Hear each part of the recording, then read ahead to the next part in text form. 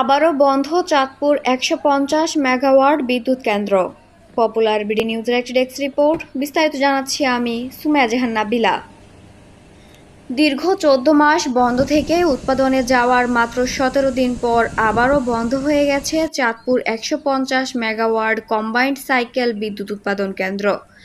গত ৪ এপ্রিল অগ্নিকাণ্ডে বিদ্যুৎ কেন্দ্রটি পুনরায় বন্ধ হয়ে যায়। তীব্র গরমে ঘন ঘন লোডশেডিংয়ে অতিষ্ঠ জনসাধারণ। দ্রুত বিদ্যুৎ কেন্দ্রটির সমস্যা সমাধানের পাশাপাশি নিরবচ্ছিন্ন বিদ্যুৎ সরবরাহের বিদ্যুৎ উৎপাদন কেন্দ্র কর্তৃপক্ষ বলছে, সমস্যা সমাধান করে দ্রুত সময়ের মধ্যেই উৎপাদনে যাবে কেন্দ্রটি। বিদ্যুৎ উৎপাদন কেন্দ্রটি দীর্ঘদিন বন্ধ থাকার পর গত ১৮ মার্চ ১০০ মেগাওয়াট বিদ্যুৎ উৎপাদন ক্ষমতা সম্পন্ন গ্যাস টারবাইন ইউনিট চালু করা হয়। মাত্র ১৭ দিন বিদ্যুৎ উৎপাদন শেষে ৪ এপ্রিল এই ইউনিটের একটি জেনারেটরের বেরিংয়ে অয়েল লিকেজ থেকে ছোট আকারের অগ্নিকাণ্ডের ঘটনা ঘটে। তবে কী ধরনের ক্ষয়ক্ষতি হয়েছে তার রিপেয়ারিংয়ের কাজ শুরু করা হলে জানা যাবে। জেলায় ৭.৫ লাখ বিদ্যুৎ গ্রাহকের সর্বোচ্চ চাহিদা থাকে ৮০ মেগাওয়াট।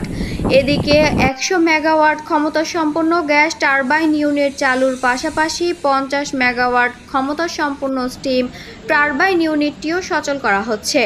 ইতিমধ্যে মালামাল পৌঁছে গেছে বিদ্যুৎ কেন্দ্রে। মে মাসের মাঝামাঝি সময়ে চীন থেকে ঠিকাদারি প্রতিষ্ঠানের লোকজন কাজে যোগদান করবে। আগামী জুন মাসের মধ্যে এই ইউনিটটিও চালু করা সম্ভব হবে।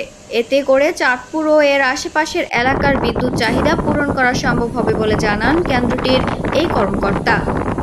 যে দীর্ঘদিন বন্ধ থাকার পরে চাঁদপুর বিদ্যুৎ কেন্দ্র মার্চের ১০ তারিখে পুনরায় চালু হয়। আমরা উৎপাদনে যাই।